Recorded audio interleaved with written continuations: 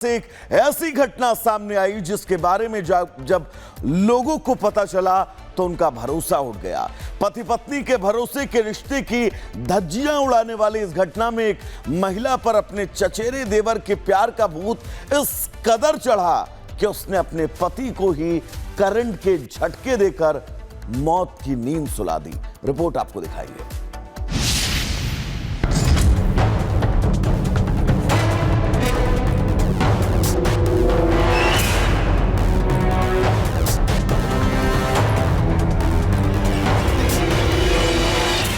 नीले ड्रम में पति के 15 टुकड़े,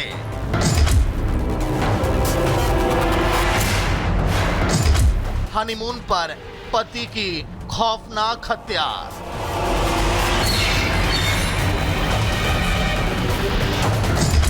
पति और पत्नी के रिश्तों के बीच वो की एंट्री, फिर पति को रास्ते से हटाने की खूनी साजिश। ये खौफनाक पैटर्न मेरठ इंदौर से होते हुए अब दिल्ली आ पहुंचा है, जहां पत्नी ने अपने पति के ना सिर्फ टुकड़े करवाए, ना हनीमून पर ले जाकर मर्डर करवाया, बल्कि पति के सीने पर करंट का तार छोड़ दिया।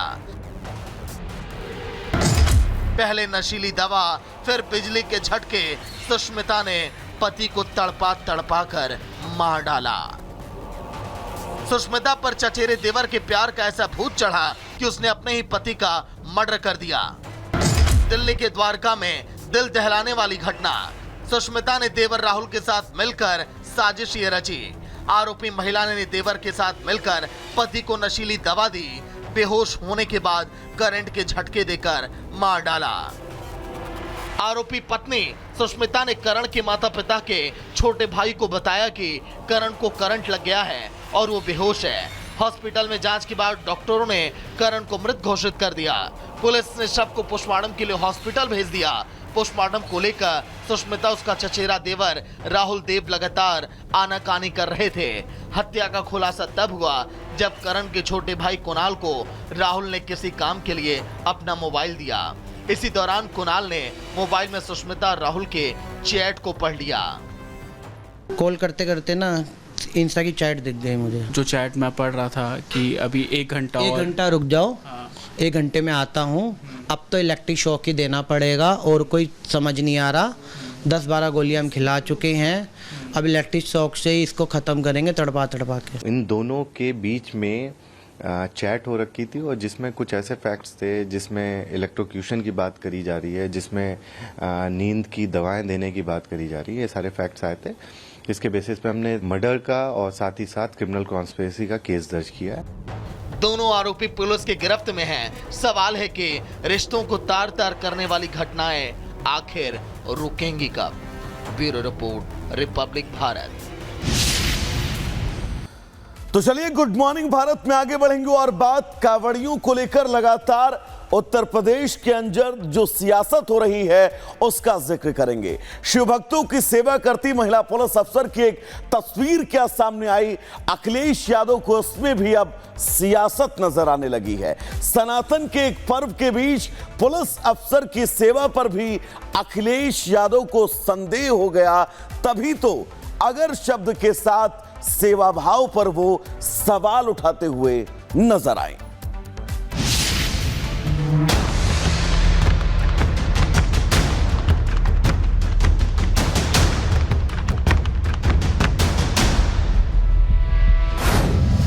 कांवड़ियों की सेवा, अखिलेश को लगे दिखावा।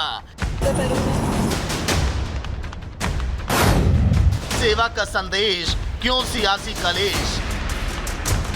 कांवड़ यात्रियों के पैर दबाने वाली यूपी की महिला पुलिस अधिकारी पर अखिलेश यादव ने सियासी कमेंट कर दिया और जिससे अब बवाल मचा हुआ है। पुलिस ऑफिसर का ये सनातनी सेवा भाव अखिलेश को पसंद नहीं आया।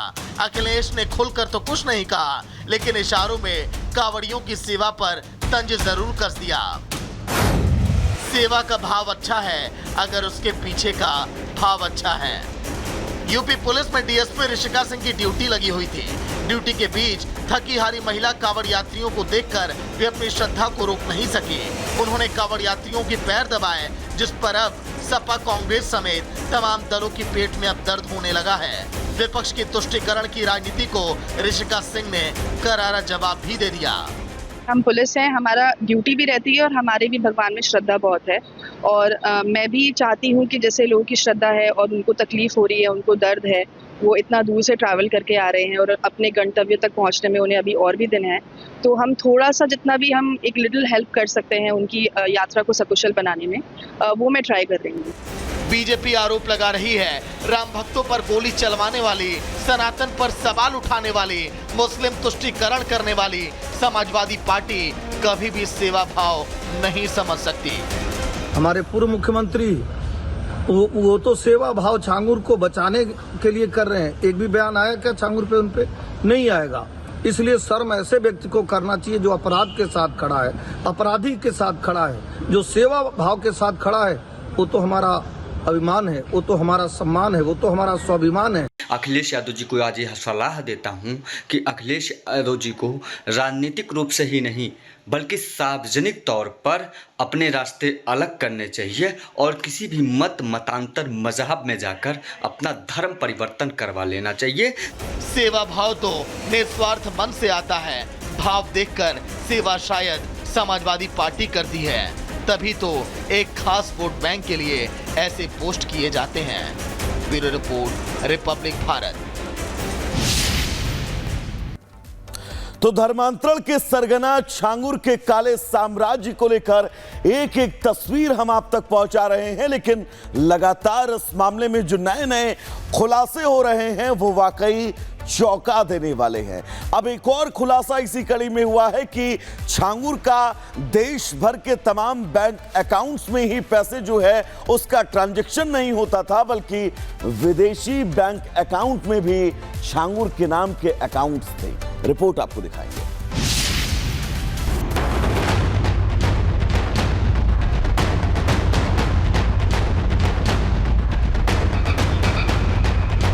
करोड़ों का खेल और अवैध धर्मांतरण। छांगुर का निकला स्विट्जरलैंड कनेक्शन।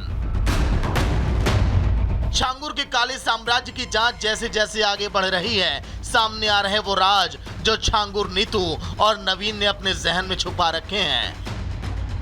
ईडी की जांच में सामने आया है कि छांगुर का सीधा कनेक्शन स्विट्जरलैंड से है, जहां उसके करीबी सहयोगियों के नाम पर कई बैंक अकाउंट खोले गए थे। नीतू के नाम पर बैंक अकाउंट का खुलासा।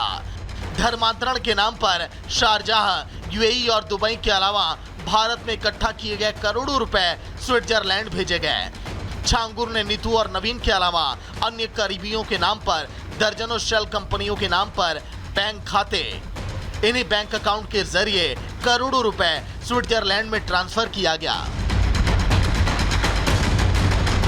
स्विट्जरलैंड में मौजूद छांगुर बाबा की संपत्ति और बैंक अकाउंट की डिटेल्स खंगालने में ईडी जुट गई है। स्विट्जरलैंड कनेक्शन से जुड़े कई दस्तावेज ईडी के पास मौजूद है। अब तक 22 बैंक खातों में 60 करोड़ की मनी लॉन्ड्रिंग के सबूत अब सामने आ चुके हैं और 40 करोड़ की 10 संपत्तियों के दस्तावेज मिले हैं। छांगुर के राइट हैंड नीतू और नवीन के इंटरनेशनल कनेक्शन का खुलासा हुआ। नवीन और नीतू के पासपोर्ट समेत कई दूसरे दस्तावेज भी अब सामने आ चुके हैं। दोनों ने अपने धर्म बदलकर अपनी मुस्लिम पहचान बना ली थी, लेकिन विदेश दौरे के लिए जरूरी दस्तावेजों और पासपोर्ट पर उन्होंने अपना हिंदू नाम ही बरकरार रखा था, जिससे इनके दौरों पर किसी भी विदेश की एजेंसियों की नजर ना पड़े। सवाल यह है कि पासपोर्ट पर नाम फर्जी असली। सवाल यह भी कि नीतू नवीन की शादी कब हुई, नीतू के तमिलनाडु का पता क्या है, नीतू के परिवार में कौन कौन है, क्या नीतू ने दूसरे नाम से भी पासपोर्ट बनवाया है, धर्मांतरण गैंग को फंडिंग कहां से होती है। एजेंसियां जांच कर रही हैं कि छांगुर के संपर्क में नीतू नवीन आए या फिर नीतू और नवीन के संपर्क में छांगुर आया, या इन दोनों का संपर्क कराने वाला मास्टरमाइंड कोई और है जिसके इशारे पर भारत विरोधी साजिश ये रची जा रही थी। Bureau report, Republic Bharat. तो चलिए गुड मॉर्निंग भारत में आगे बढ़ेंगे और बात उन अनियमितताओं की करेंगे जिन अनियमितताओं के चलते तमाम राज्य ऐसे हैं जहां पर बाढ़ के बाद बारिश और वाटर लॉगिंग जैसी तमाम तस्वीरें सामने आई, फिर वो राजस्थान हो, मध्य प्रदेश हो, उत्तर प्रदेश हो या फिर उत्तराखंड। रिपोर्ट आपको दिखाएंगे।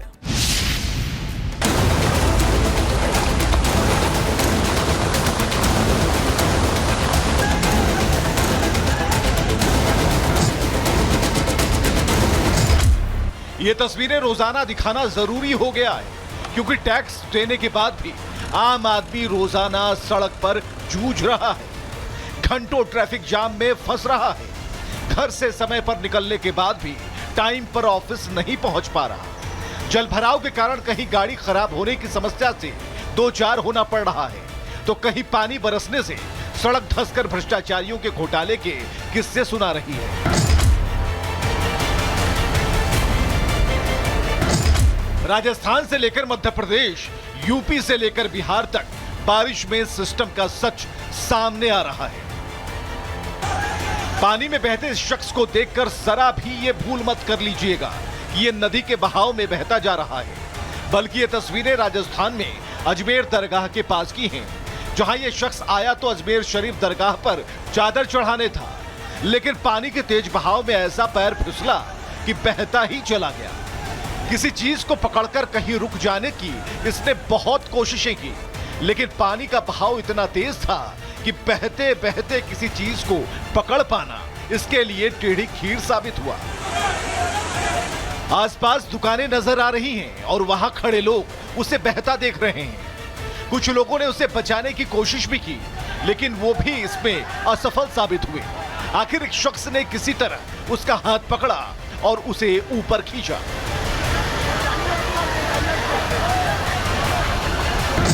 अजमेर में हालात किसी एक जगह के नहीं बल्कि लगातार बारिश होने से जगह जगह बाढ़ जैसे हालात बन गए हैं। मकानों, दुकानों से लेकर हर जगह पानी भरा है। यही तस्वीरें तो प्रशासन पर सवाल खड़े करती हैं कि आखिर मानसून आने से पहले क्या काम किया गया, क्यों नहीं ड्रेनेज सिस्टम को दुरुस्त किया गया। सिस्टम ने जनता के पैसों को अपनी जेब में भर लिया, लेकिन जब बारी काम की आई तो अपने घरों की कुंडी बंद करके अंदर बैठ गए इनके अधिकारी। और अब आम जनता हमेशा की तरह इस बार भी परेशान है।